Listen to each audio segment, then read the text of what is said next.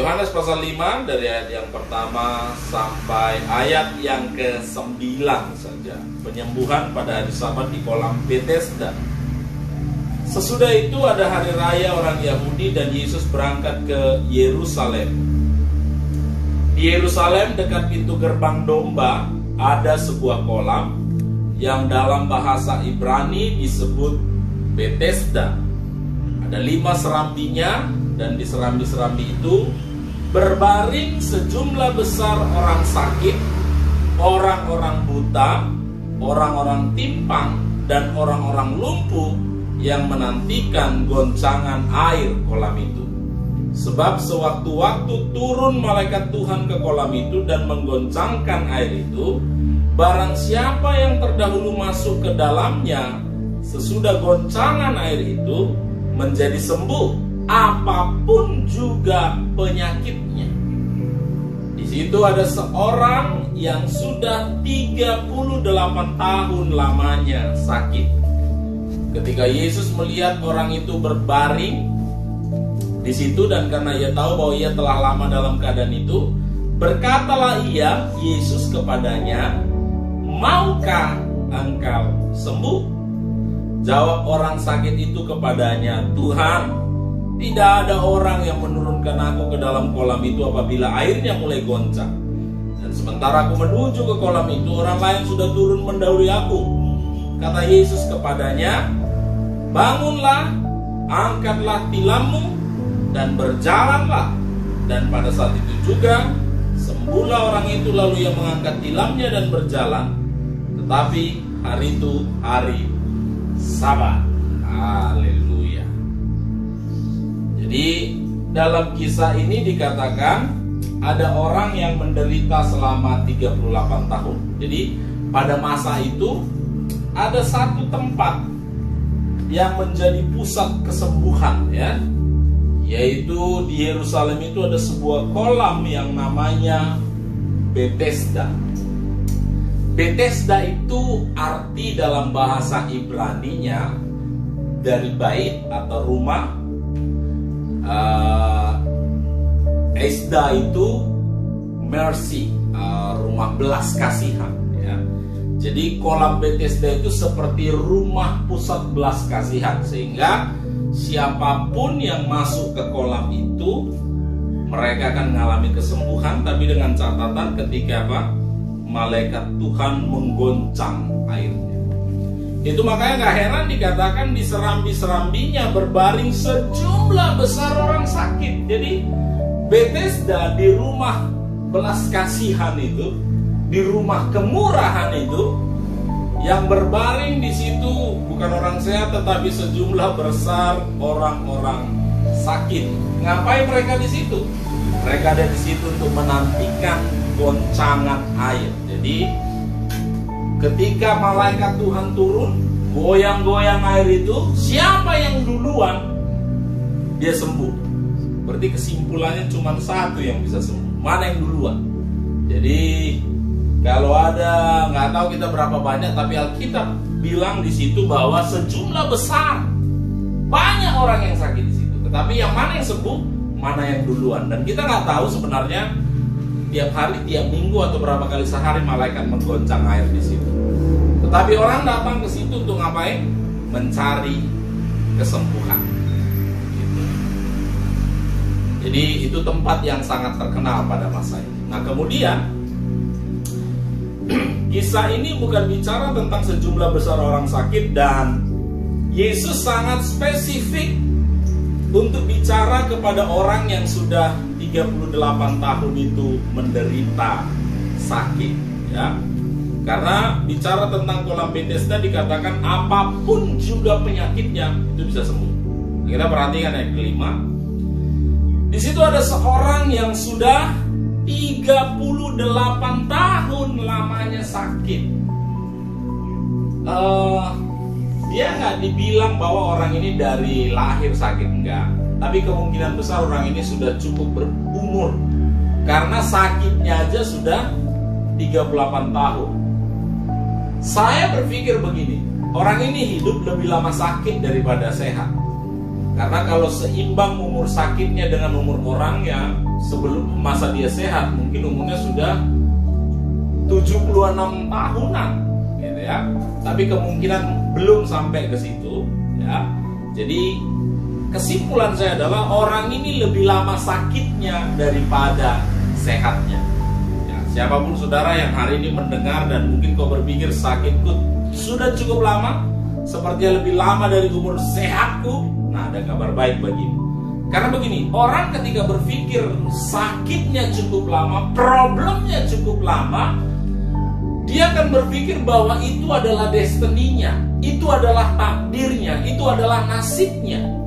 Secara psikologi dibilang begini, kalau kita melakukan sesuatu berturut-turut selama 40 harian, itu akan jadi sebuah kebiasaan. Nah, kebiasaan itu ketika diteruskan, itu jadi destininya, itu jadi karakternya, itu jadi gambaran hidup orang itu. Ya. Dan orang ini 38 tahun sakit. Apa yang ada di pikirannya? Ya memang aku orang yang penyakitan. Ya memang aku orang yang gak bisa sembuh. Ya memang aku orang yang gak ada harapan. Bayangkan 38 tahun itu cukup untuk mengubah destiny seseorang. Jangankan 38 tahun. Kalau saudara sakit 3 bulan berturut-turut saja, saudara sudah berpikir ini memang nasibku. Orang ketika mengalami pekerjaan yang gajinya gak naik-naik bertahun-tahun, dia akan berpikir apa? Itu destiniku, itu nasibku. Sehingga dia berjalan di dalam kepercayaan diri yang salah. Ya. Orang ini juga sama, 38 tahun dalam sakitnya. Ya. Jadi yang ada di bayangannya adalah aku sakit. Tapi ketika dia mendengar tentang Bethesda, dia punya sebuah kerinduan. Jika mungkin dia sembuh, dia pulih dari persoalannya yang sudah berapa lama? 38 tahun. Ya. Ini 38 tahun ini usia satu generasi. Jadi kalau ada orang yang lahir usia 38, biasanya ya dia sudah punya keturunan, sudah lahir generasi berikutnya. Jadi ini sakit satu generasi, luar biasa lamanya ya. Ketika Yesus melihat orang itu berbaring di situ, dan karena ia tahu bahwa ia telah lama dalam keadaan itu, berkatalah ia kepadanya. Apa kata Yesus? Maukah engkau sembuh? Saya berpikir begini, Alkitab kan bilang, Yesus tahu nggak keadaannya? Tahu. Sudah tahu nggak Yesus kalau dia sakit lama? Tahu. Tapi pertanyaan Yesus apa? Maukah engkau? Coba bayangin ya, ini sesuatu yang sangat, saya pikir, kok Tuhan nanya gitu ya? Tuhan lihat orang itu menderita sakit, dan Tuhan tahu dia sudah lama. Tapi pertanyaannya apa? Maukah engkau sembuh? Artinya apa? Ketika sesuatu itu menjadi destiny kita dan kita berpikir sakit lama ya, itu memang sudah nasibku, dan akhirnya kita nyaman tinggal dalam keadaan itu. Itu makanya Yesus pasti tanya, maukah engkau sembuh? Kalau kita balik, kemungkinan orang ini nggak mau sembuh. Karena dia pikir aku nggak mungkin lagi sembuh. Ya memang kalau sakit sampai mati aku sakit. Itu makanya pertanyaan Yesus apa? Maukah engkau sembuh? Bagi saudara yang lagi sakit, mungkin ada juga orang yang berbahagia dengan sakitnya. Ya, itu memang orang yang agak aneh. Tetapi biasanya orang ketika sakit lamanya menderita, dia berpikir memang itu takdirnya. Sehingga kemanapun dia pergi, kadang-kadang begini orang Kristen ya, ketika dia dengar firman Tuhan, Yesus bisa lakukan mujizat, Yesus bisa menyembuhkan. Iya, tapi sampai di sini, apakah itu betul-betul yakin sampai ke hatinya? Enggak. Kenapa? Karena baginya sudah lama, udah nggak bisa, udah ku coba semua, dan satu-satunya jawaban pada masa itu adalah kolam Bethesda. Bahkan Bethesda pun nggak bisa menyembuhkan dia. Itu makanya pertanyaan Yesus, maukah engkau sembuh? Bukan karena Yesus nggak tahu sakit penyakitnya berapa lama, dan Yesus tahu, sakit tahunya Yesus berpikir begini, di balik pikiran orang ini kemungkinan ya untuk dia sembuh sudah mati pengharapan itu. Makanya Yesus tanya, maukah engkau sembuh? Di dalam kasus Yohanes pasal 5 ini, problemnya adalah orang yang sakit sudah cukup lama. Saya nggak tahu dengan saudara, saya nggak tahu dengan kalian yang lagi nonton ini apa problem yang sudah cukup lama. Mungkin ada yang bilang, masalah dalam hidupku adalah kemiskinan, mulai dari kakeknya kakekku sampai 7 turunan gitu ya. Dan karena dari garis keturunan kita susah, dan kita berpikir apa? Nasibku memang jadi orang susah. Itu makanya ketika ikut Tuhan pun ya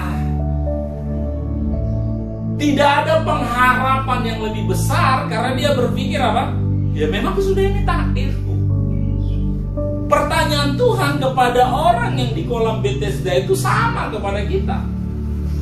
Kalau kepada yang di Bethesda itu Tuhan tanya, maukah engkau sembuh? Pertanyaan bagi kita hari ini, maukah engkau hidupmu berubah? Ya, maukah hidupmu jauh lebih baik lagi? Karena di mana-mana sebenarnya begini, orang yang bodoh kalau ditanya, ya orang bodoh itu kalau ditanya, maukah engkau pintar? Jawabannya pasti mau. Tapi ketika dia mengerti dia bodoh, walaupun dia tahu bagaimana caranya pintar, apakah orang itu berubah? Belum tentu. Sama dengan orang ini. Ketika Yesus tanya, maukah engkau sembuh? Harusnya jawabannya mau, tapi jawaban dia apa? Tuhan, gak ada yang menurunkan aku ke kolam itu apabila airnya mulai goncang. Dan ketika aku mulai mendekat, orang lain udah turun dulu. Ini model orang yang selalu menyalahkan bukan dirinya, situasi. Ya. Jadi gini, bagi dia 38 tahun itu cukup membuat dia berpikir ini nasibku. Ya. Bagi dia keadaannya yang lemah dan sakit cukup untuk membenarkan aku nggak bisa sembuh karena ada orang yang mendahului aku. Dia punya banyak sekali alasan. Saya mulai berpikir begini, kalau dia ngerti dia sering telat, kenapa nggak di pinggir kolam itu dia tidur?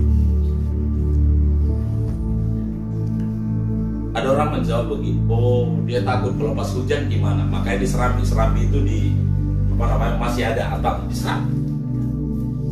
Ya.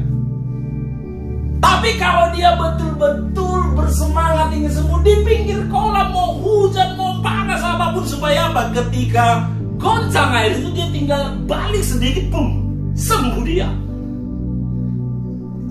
Tetapi memang orang kalau sudah 38 tahun menderita itu cukup membuat dia melahirkan 1001 macam alasan untuk hidupnya gak berubah. Ya. Saya berdoa siapapun saudara yang melihat hari ini, yang sedang menonton ini, ketika hidupmu gak berubah, jangan pernah salahkan temanmu, salahkan pendetamu, salahkan bosmu, semua orang kau salahkan, dan kau lupa bahwa dirimu yang jadi persoalan. Seandainya Yesus nggak datang ke situ, kalau saya berpikirnya begini, ya aku tidurnya di pinggir kolam lah.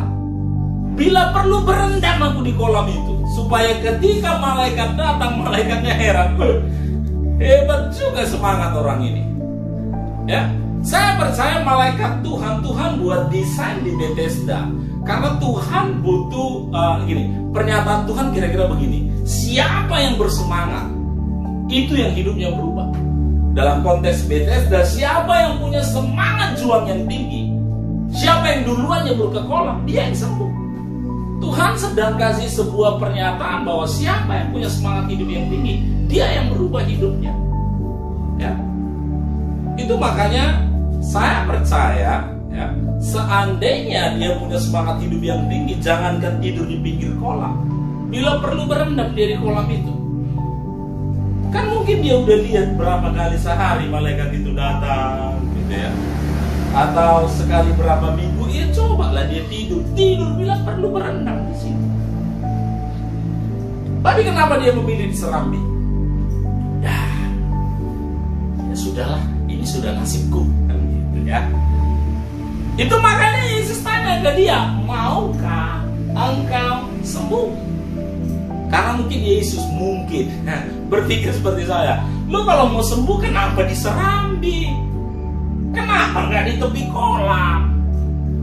Kalian siapapun yang mau hidupmu berubah, ya ekstrim sedikit lah.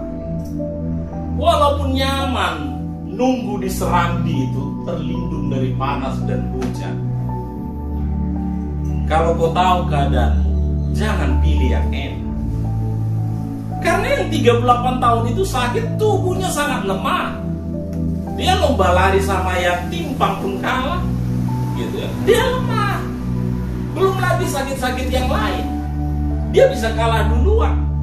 Jadi kalau mau menang gimana ya, buat sesuatu yang ekstra lah, yang melebihi orang lain. Seperti yang saya bilang tadi, kalau nggak tidur di pinggir kolam, ya sekalian berendam di kolam. Masa sih dalam seminggu nggak datang malaikat itu? Kan lebih bagus menggigil 7 hari daripada 38 tahun menderita. Amin. Bilang sama sebelahmu, lebih bagus menggigil 7 hari daripada 38 tahun menderita sakit. Di dalam situasi apapun itu sama. Saya mendengar cerita orang-orang yang sukses dan berhasil itu, semangat hidupnya, ya. Saya pernah dengar seorang motivator bilang begini, kalau kau pengen berhasil, pengen sukses, ya, kerja kerasmu harus 1000 kali lipat dari sebelumnya. Jadi jangan berharap kerjamu sama, terus doamu sama, paling bedanya kau suruh orang tuamu berdoa, temanmu berdoa, pomselmu berdoa, ini gak ada urusannya dengan doa. Kalau hidupmu pengen berubah, berbuatlah bila perlu 1000 kali lipat dari yang biasanya. Karena kalau kau masih mengerjakan hari ini apa yang kau kerjakan seperti kemarin, maka yang kau dapat pasti sama dengan kemarin, gak akan berubah. Saya kadang-kadang dalam upaya menurunkan berat badan menderita ya saya rasa. Tapi gak apa-apa lah, aku harus kerja keras. Gak sampai 1000 kali gak, tapi ada hasilnya, ada. Jadi gini, ketika kita merubah pola hidup, ketika kita mau menambah effort kita sedikit saja, itu menunjukkan perubahan yang luar biasa. Seandainya orang itu tidur di pinggir kolam aja, kesempatannya untuk sembuh berubah. Ini masalahnya masih dia pilih hidup yang tenang. Tenang dia di dalam sakit penyakit, tenang di dalam persoalannya. Dan hari ini saya tahu ada banyak orang yang begitu, tenang di dalam masalah. Kalau ditanya gimana, ya beginilah persoalan ini, pandemi begini. Tapi ketika kita lihat semangat hidupnya sama. Dengar baik-baik. Masalah hari ini di tengah-tengah pandemi itu 100 kali lipat daripada sebelum pandemi. Yang jadi persoalan, semangat hidup kita sama hari ini dengan sebelum pandemi. Akibatnya apa? Ya masalah pandemi ini menghantam hidup.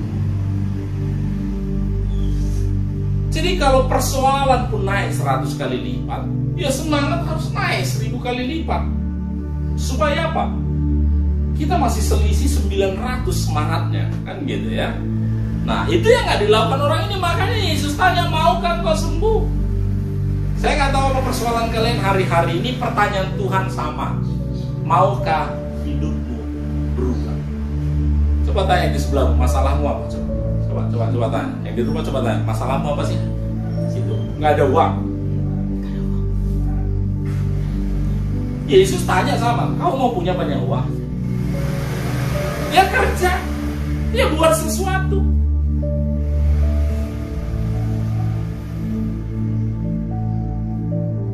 Jawab orang sakit itu, Tuhan, gak ada orang yang menurunkan aku ke kolam. Jadi kalau dalam konteks sekarang, kan kita tanya ke orang, mungkin teman kita yang hilang pekerjaan, gajinya berkurang karena pandemi. Kita tanya, mau nggak hidupmu berubah? Jawabannya apa? Mau. Tapi nggak ada yang modalin aku. Apa lagi? Nggak ada yang peduli sama aku. Macam-macam lah itu alasan. Dan perhatikan jawab Yesus ketika orang itu bilang, nggak ada orang yang nurunkan aku ke kolam. Pas aku sudah mulai mendekat, ada orang yang mendahului aku. Aku selalu kalah. Dia mulai mengasihani diri kan. Playing victim namanya. Pokoknya dia ada yang salah gitu. Pokoknya dia yang paling menderita di dunia ini. Tapi apakah Yesus peduli dengan jawabannya? Sama-sama yang 8, 2, 3 ya. Kata Yesus kepadanya, bangunlah, angkatlah tilammu dan berjalanlah. Wow. Yesus bilang, kau mau sembuh? Gak ada yang nolong aku. Yesus bilang apa? Bangun, angkat tilammu, jalan. Yesus gak peduli dengan alasan. Jadi hari ini kau berpikir hidupmu gak berubah karena apa? Gak ada yang nolong. Oh seandainya bapakku jenderal. Oh seandainya aku anak konglomerat. Bukan itu jawabannya. Yesus bilang apa kepada yang sakit itu? Dia masalahnya gak bisa bangun. Tapi Yesus bilang apa? Bangun, angkat tilammu dan berjalan. Itu ada 3 perintah profetik yang perlu kita perhatikan ya. Dia gak bisa tadinya bangun. Itu yang membuat dia selalu kalah masuk kolam. Tapi Yesus bilang apa? Bangun.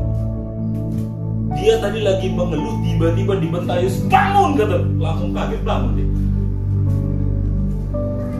Mungkin dalam hidup kita perlu kena bentaknya kita sedikit ya. Persoalan orang itu dia nggak bisa bangun, tapi Yesus bilang apa? Bangun. Saya nggak tahu masalahmu. Kalau ada sakit penyakitmu, contoh ya, pinggangku sakit nggak bisa tegak, apa caranya? Ditegak kau. Amin. Itu yang Yesus lakukan ya. Saya nggak tahu kira-kira apa lagi sakit. Ada orang contoh kayak saya digemuk badannya ya, disuruh olahraga nggak bisa gitu. Ya olahraga kau. Jangan bilang nggak bisa, karena aku ngalami bisa. Dulu saya berpikir capek, sakit kakiku. Pernah saya mulai dulu pegang semua badanku. Kepada orang yang gak bisa bangun itu Yesus bilang apa? Bangunlah. Saya gak tahu apa persoalan. Kalau ada yang mungkin secara ekonomi kok bermasalah dan cari kerja susah, dan kau pikir wah ada orang yang buka usaha berhasil, dan biasanya alasanmu apa? Gak ada modal, gak bisa jualan, gak bisa ini. Kerjakan. Yang mana Pak yang harus kau kerjakan? Yang tak bisa kau kerjakan, kerjakan. Amin. Saya kemarin pertama-tama di tiap pintu tuh mau ngangkat 1 nggak bisa, tapi lumayan lah 2 kali bisa, dikit-dikit gitu ya. Apa yang nggak bisa kau kerjakan, kerjakan. Yesus bilang kepada orang yang nggak bisa bangun itu, bangunlah. Engkau hanya perlu kasih perintah kepada dirimu, bangun supaya kau bangun. 38 tahun orang itu kasih perintah sama dirinya apa? Aku sakit, aku lemah, aku gak bisa bergerak. Tapi hari itu ada satu perintah yang bilang bangunlah. Dan orang itu bangun. Hari ini kata bangunlah ya. Arise, bangkitlah. Persoalannya saya ulangi, dia gak bisa bangkit, tapi Tuhan bilang apa? Bangkit. Kesimpulannya apa yang gak bisa kau kerjakan, kerjakan itu hari ini. Mumpung kita masih baru memperingati hari kemerdekaan, semangat kemerdekaan itu begitu. Waktu Indonesia merdeka, jangan kita pikir sudah ada mobil tank, ada pesawat tempur, gak ada, apapun tak ada. Dari dulu kita diajari senjata cuma bambu runcing. Saya mulai bingung, itu orang lari-lari pakai bambu runcing, kena senapan dia mati. Tapi kenapa Indonesia bisa merdeka 17 Agustus 1945? Keadaannya masih sama. Tapi ada orang yang berani ngomong dan bilang kita merdeka. Sampai hari ini pun mungkin memperjuangkan kemerdekaan itu belum selesai. Tapi kalau tahun 17 Agustus 1945 tidak ada orang yang memulai ngomong merdeka, Indonesia nggak akan pernah merdeka. Kalau Soekarno, Hatta dulu berpikir nanti ya tunggu keadaan baik, nanti kalau sudah ada bank, nanti kalau sudah ada tentara, nanti kalau sudah ada A, B, C. Untuk membuat satu negara itu sangat complicated, itu sangat rumit sekali. Tapi Soekarno dan Hatta nggak pernah berpikir tertata dulu semua baru kita jadi negara. Itu kan pikiranmu selama ini. Kau berpikir hidupku berhasil kalau nanti sudah begini. Jangan. Anda nggak perlu belajar Alkitab. Di bangsa ini itu pernah terjadi. Ada orang-orang yang mengumpul dan sepakat besok kita umumkan. Mencuri-curi pinjam siaran radio dari shortwave supaya bisa tersebar ke bangsa-bangsa lain. Pertanyaan gini, apa negara-negara lain yang mendengar itu mereka ngecek gimana caranya merdeka? Enggak. Ketika mereka dengar Soekarno mengumumkan merdeka, semua yang dengar sepakat. Kenapa hidupmu nggak berubah? Karena yang kau proklamasikan apa? Aku sakit, aku nggak bisa diet, apalagi aku nggak bisa kaya. Itu yang kau proklamasikan. Jadi waktu orang mau bantu saudara, ini nggak bisa. Ini masih terjajah dengan persoalannya. Belajarlah untuk memproklamirkan sesuatu. Di kolam Bethesda itu ada satu pribadi yang berani proklaim sesuatu yang berbeda terhadap hidup orang itu. Semua orang yang lihat orang yang sakit itu bilang apa? Kasihan, dia lemah. Tiap terjadi goncangan, bam, duluan orang nyebur dan sembuh. Yang lain lihat dia apa? Kasihan. Semua orang proklamasikan penyakitnya. Semua orang ucapkan penderitaan. Sampai satu hari ada seorang pribadi yang lagi jalan ke situ dan dia bilang apa? Bangunlah. Orang itu kaget langsung bangun dan dia setelah bangun dia mikir nggak perlu masuk kolam dulu ya, nggak perlu gini. Kalau kau dengar suara Kristus, ya gini, orang sembuh dalam konteks Bethesda, orang sembuh masuk kolam baru sembuh. Siapa yang dulu masuk kolam baru sembuh? Ya. Dalam konteks sekarang seseorang sembuh apa? Pergi ke dokter, makan obat, ikutin semua baru sembuh. Kalau mau jadi satu bangsa, ya, susun dulu kabinetnya siapa, menterinya siapa, presidennya siapa. Dalam konteks Soekarno-Hatta waktu itu, baca sejarah. Siapa tahu saya salah baca buku ya. Mereka ngomong dulu merdeka, belakangan diurus siapa presidennya. Itu makanya dalam konteks proklamasi tidak ditulis atas nama Presiden Republik Indonesia, nggak ada presidennya. Di teks proklamasi apa ditulis di bawah tanda tangan? Atas nama bangsa Indonesia. Bangsanya aja yang ada. Yang mimpin tak ada. Pokoknya ngomong dulu. Jadi konteks Alkitab juga sama, ngomong dulu, mikirnya belakangan. Ngomong dulu. Aku hebat, aku diberkati, aku sembuh, aku berhasil. Ngomong dulu. Ketika kau ngomong didengar sama otakmu, baru kau mikir, oh, aku sehat Tuhan.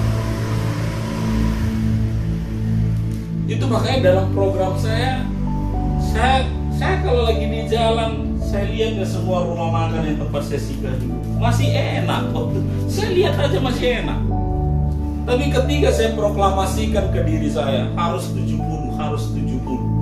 Sekarang masih 93, 94, masih jauh. Jadi terpaksa lewat babi guling, lewat. Karena apa? Saya udah ngomong ke diri saya, harus 70. Dan seperti yang tadi ya, butuh ada yang bicara dulu, baru terjadi perubahan. Waktu Tuhan ngomong kepada orang yang sakit itu, bangunlah, dia bangun. Dan dia mikir, gak perlu masuk kolam dulu ya. Dan di Alkitab mencatat setelah orang itu bangun, maka dia lompat ke kolam. Enggak. Setelah dia bisa bangun, apa dia nunggu di tepi kolam sambil ambil ancang-ancang kapan malaikat datang, maka gua akan masuk? Enggak. Yesus bilang bangunlah, kemudian apa? Apa katanya? Angkatlah. Bangun itu artinya lakukan yang selama ini gak bisa melakukan. Makanya ketika kita berdoa untuk orang yang lagi sakit, kita suruh dia lakukan apa yang gak bisa kau lakukan. Saya jujur ya, gitu naik diri tadi sini, kaki saya udah sakit, nggak bisa, nggak tahu entah salah apa namanya. Gua sakit kalau mau bengkok gini. Sambil saya ngomong, saya ngetes gini nih. Sudah mulai, gitu ya. Jadi bangun itu, lakukan yang selama ini nggak bisa kau lakukan. Yang kedua Yesus bilang apa? Angkat tilammu. Tilam itu apa? Itu makanya Yesus ngomong sama orang itu, maukah engkau sembuh? Gak ada niat kawan itu sembuh sebenarnya. Bayangkan ke kolam Bethesda, harusnya orang nunggu di tepi kolam kapan menyebur. Dia beda. Bawa apa dia ke kolam? Bawa tilam. Jadi ke kolam Bethesda dia mau ngapain? Menikmati hidup. Kata apa? Air di kolam itu orang udah pada nyebur, dia apa sih? Telat. Tilam itu bicara apa? Apa istilah sekarang? Comfort zone. Tempat nyamanmu. Aduh, aku udah nyaman gini-gini aja Pak. Yang penting bisa makan, bisa minum, bisa bayar kos, sudah cukup. Come on, angkat tilammu. Saya tadi Yesus bilang buang tilammu itu. Karena apa? Itu yang membuatmu gak berubah, terlalu nyaman. Angkat tilammu. Angkat dari situ, jangan di situ lagi tilam. Kemudian Yesus bilang apa? Berjalan. Saya gak tahu apa makna pernyataan Yesus ini bagi engkau yang kehilangan pekerjaan. Yesus bilang, bangun itu apa? Ya cari kerja. Mau nyari kerja, ngelamar kemana Pak? Banyak kerjaan hari-hari ini. Banyak, kalau cuma kerja. Ya, banyak. Kau bisa kerjakan apa aja. Jangan bilang gak ada. Bangun. Angkat tilammu, tinggalkan tempat nyamanmu itu. Jangan kau berpikir, tapi Pak, saya kan tiap pagi itu selalu berdoa di rumah. Jangan jadi doa alasanmu gak buat sesuatu. Angkat tilammu dan berjalan, pindah dari posisimu yang sekarang. Ketika dia bisa bangun, Yesus bilang apa? Berjalan. Tinggalkan tempat itu. Di tempat itu, di kasur itu, apa label yang ada di tempat tidur, di kasurnya dan di tempat dia berbaring ini? Sudah tahu apa label yang ditulis di situ? Kalau di rumah ini kalian datang ke tempat saya ini, ada label di situ nomor 4. Ada tulisan Gang Ramayana 11 nomor 4, itu label rumah ini. Kalau saya berpikir mantap rumah ini, besar, 4 kamarnya, 2 toiletnya, maka si Tuhan luar biasa. Gak pindah-pindah semua. Gak bisa saya punya rumah sendiri. Tapi ketika sering saya masuk ke sini bawa mobil, saya bilang, gak suka tempat ini. Jalannya sempit. Dan gara-gara tak nyaman, maka saya harus berjalan, nyari dan keluar. Nah, ketemulah rumah ya. Apa? Mobil pun bebas berpapasan. Jangan pernah merasa nyaman di tempatmu sekarang kalau gue pengen. Yesus bilang kepada untuk bangun, angkat tilammu, tempat nyamanmu itu bongkar dan berjalan dari situ. Apa label yang ada di Serambi itu? 38 tahun sakit. Kalau dia nggak bangun-bangun, tahun depan apa tulisannya? 39 tahun sakit. Nggak bangun sampai mati di situ. Apa tulisannya? Mati karena sakit. Labelmu kamu yang buat. Tapi hari ini suara Tuhan bilang 38 tahun loh dia menderita. Yesus cuman proklaim, bangun, angkat tilammu, berjalan. Dan orang yang mendengar suara itu, dia bangun, dia angkat tilamnya, dia jalan pulang. Saya yakin dia buang ya tilamnya itu di jalan. Karena dia bersuka cita hidupnya. Jadi hari ini proklaim sesuatu terhadap hidup. Saya tadi udah kasih perumpamaan. Indonesia tidak disusun dulu baru jadi bangsa, enggak. Ngomong dulu. Hari ini kau bisa bicara tentang keadaan. Sudah dengar tadi sebelahmu apa persoalannya? Sudah dengar apa masalahnya? Bangun dari persoalanmu dan berjalan. Berjalan kemana? Berjalan ke arah yang berbeda. Ya. Tadinya orang itu hanya stay di situ, dan ini waktunya apa? Jalan pindah dari situ. Engkau butuh dengar proklamasi yang benar, kemudian ikuti apa yang proklaim yang kau dengar, dan berpindah dari situ hidupmu. Hari ini kau hanya perlu dengar proklamasi. Tapi Pak, nggak ada orang yang ngomong begitu sama saya. Kalau nggak ada yang ngomong, kau yang ngomong.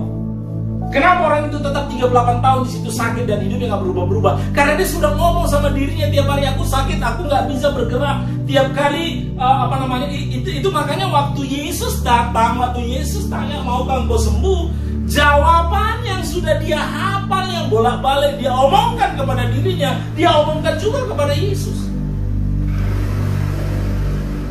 Jadi bukti kalau saudara sering ngomong kepada dirimu sendiri, itu waktu orang tanya, itulah jawaban.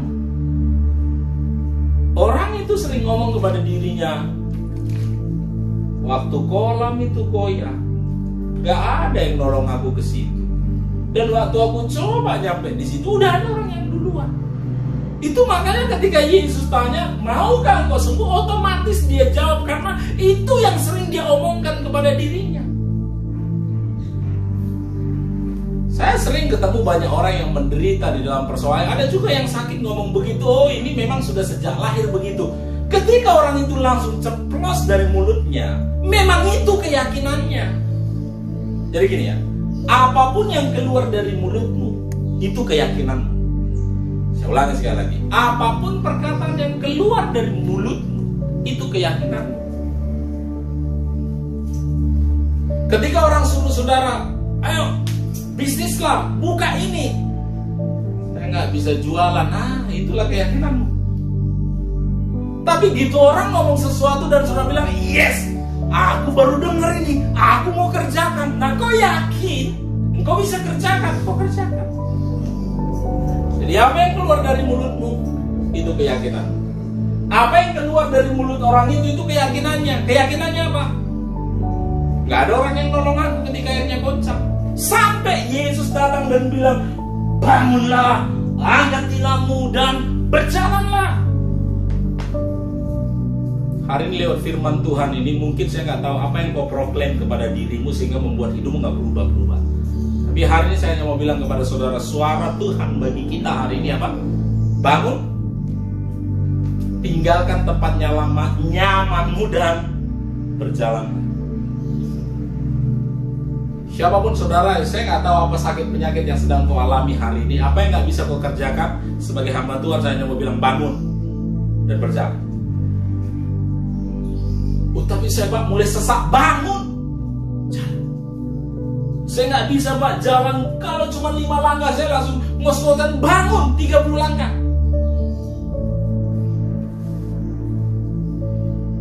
Pandemi sudah 1,5 tahun. Dan ada orang yang hari-hari ini ngomong, ya gara-gara pandemi aku harus kehilangan pekerjaan, aku harus pulang kampung, aku harus jual ini, aku harus jual ini. Come on. Hari ini Tuhan bilang bangun. Bangun artinya apa? Ya, jangan kau menyesali diri dan menyalahkan pandemi. Bangun. Mulai kerjakan sesuatu. Oh iya Pak, Besok saya akan mulai. Jangan besok, hari ini, hari ini.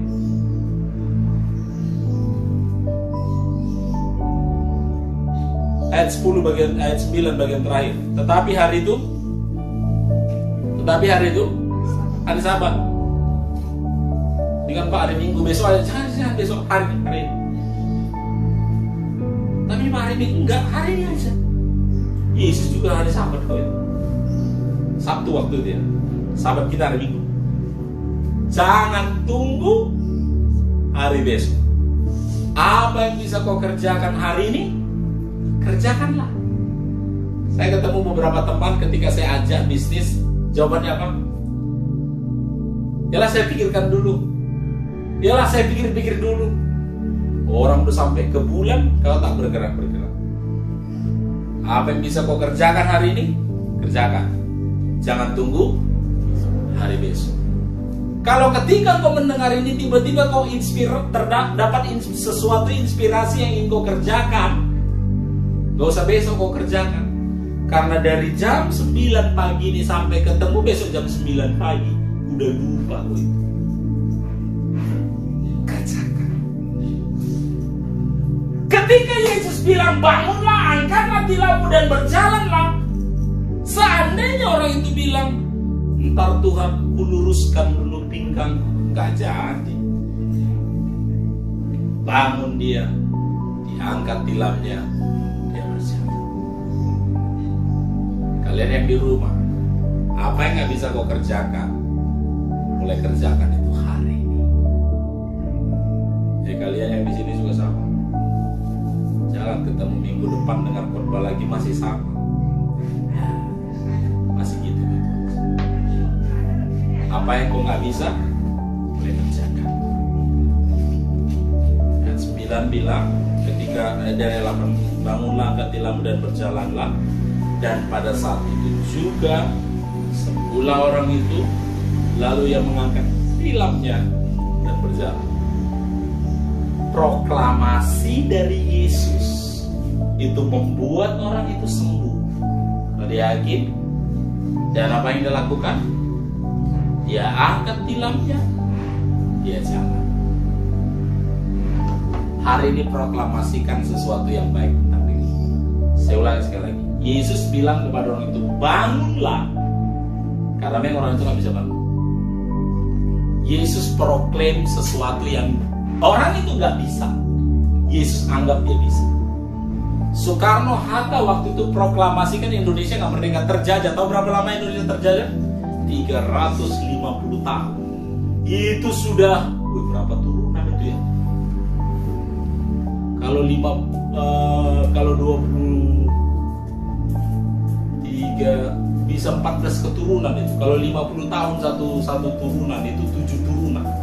Itu cukup menjadi jati diri bangsa ini. 350 tahun. Lama sekali.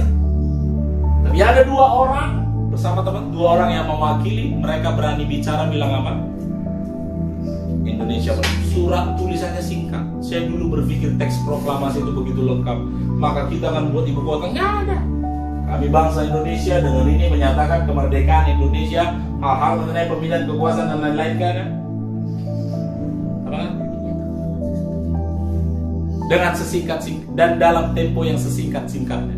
Singkat. Terjajahnya berapa? 350 tahun. Itu teks proklamasinya, kalau ini satu lembar kertas, cuman 1/4, nggak nyampe. 1/4 kertas, tulisan kertas.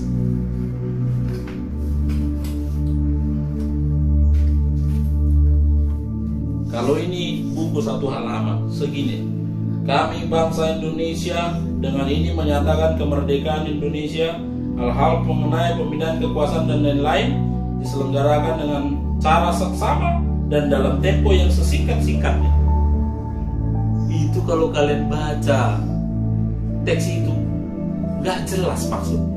Yang jelas cuma satu, menyatakan kemerdekaan Indonesia. 350 tahun Indonesia terjajah, cuma tulisan 4 baris untuk membuat Indonesia merdeka. Gak tahu berapa lama sakitmu Satu perkataan itu bisa menyembuhkan. Saya nggak tahu berapa turunan kau sudah jadi miskin dan menderita. Cukup satu baris kalimat. Bila perlu selesai ini tulis ya. Aku diberkati, bla bla bla. Aku kaya raya, tak apa. Tulis, tempel, ucapkan itu. Maka itu akan jadi destiny. Ketika kau bangun yang kau lihat apa? Aku orang kaya yang diberkati ya. Dan kau tahu gimana gaya hidup orang yang diberkati. Orang itu dengar proklamasi singkat. Bangun, angkat lambung, berjalan. Dia jalan. Berapa lama dia menderita? 38 tahun. Berapa kata yang mengubahi penderitaan yang 38 tahun? Bangun, angkat lambung, berjalan. 4 kata menyelesaikan 38 tahun persoalan. Coba tanya sebelahmu, penderitaanmu itu udah berapa lama bilang?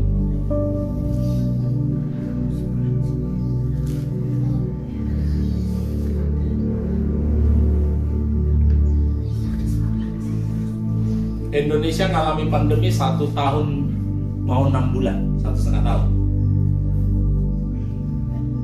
Dan perkataan yang ditulis di mana-mana tentang Indonesia cuma 2. Indonesia hebat, Indonesia tangguh. Nah, saya nggak tahu dengan kalian, saya nggak tahu berapa lama persoalan. Nah, coba omongkan sesuatu tentang diri. Tadi Yesus bilang kepada orang itu, bangun, angkat lambung, berjalan.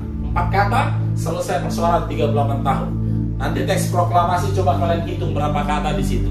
Cukup menyelesaikan persoalan 350 tahun. Ada persoalan dosa yang ribuan tahun nggak bisa diselesaikan sejak di Taman Eden, tapi ada satu pribadi yang naik ke kayu salib, cuma 2 kata yang dia bilang. Sudah selesai. Dalam bahasa Yunani bilang tetelestai. 1 kata. Finish. Cuman 1 perkataan selesai dosa dunia. Jadi masalahmu yang seberat apapun itu gak perlu susah-susahnya menyelesaikan. Cukup 1 kata. Amin. Yesusku hebat, aku luar biasa, aku diberkati, aku sembuh. Apa lagi? Kalau yang sakit ngomongnya apa? Aku sembuh. Kalau yang bodoh bilang apa? Aku pintar. Kalau yang miskin bilang apa? Aku kaya. Coba sekarang apa persoalanmu? Sebelum kita doa, ucapkan sesuatu kepada dirimu.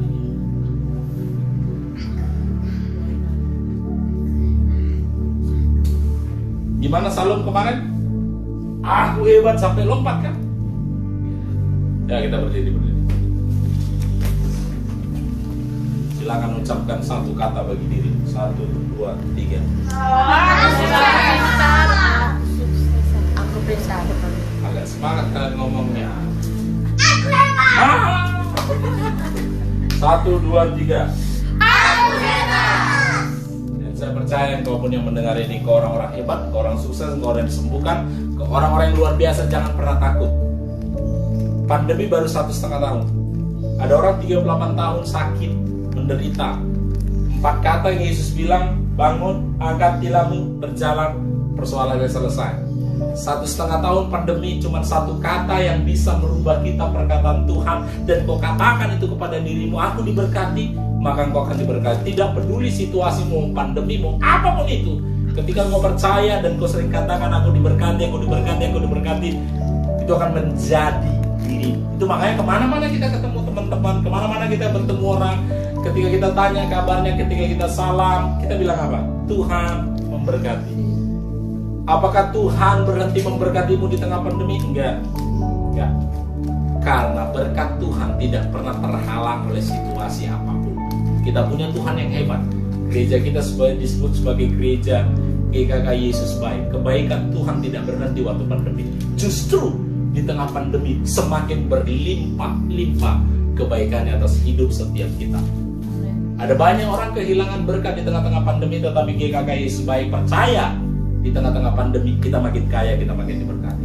Ada banyak gereja yang kehilangan jemaat karena putus asa dan meninggalkan Tuhan, meninggalkan gereja. Tetapi di GKK Yesus Pagi yang kita perkataan apa?